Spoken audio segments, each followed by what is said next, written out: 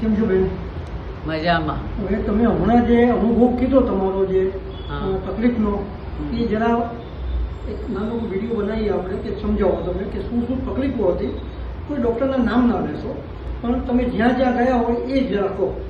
હું અમદાવાદના મોટા મોટા 3-4 ડૉક્ટરો પાસે ગઈ,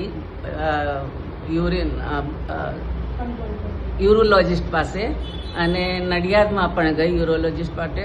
પણ મને જ્યારે BCGના ડોઝ આપેલા ત્યાર પછી મને યુરિન 15 મિનિટે જવું પડતું હતું.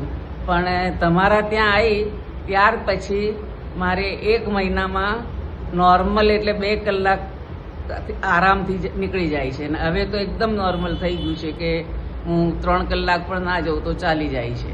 આ બહુ મોટી વાત છે. લોકોને આ તકલીફ એટલી બધી છે કે કોઈને કહેવાતોય નથી અને સહેવાતોય નથી. એટલે હું ક્યાંય જવાનું ટાળતી હતી. વચ્ચે ગાડી જવું હોય તો જઈ ના શકે.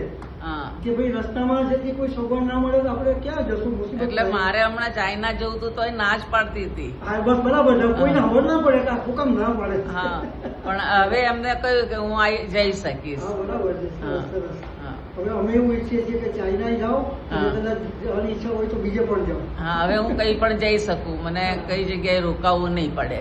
બહુ સરસ. હા, સરસ, સરસ. નહીં તો અમદાવાદમાં જ ઘરેથી નીકળું એટલે વચ્ચે કોઈ હોટલમાં જવું પડે મને. હા, બરાબર. એવું હતું.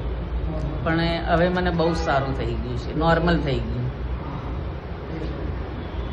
Thank you doctor.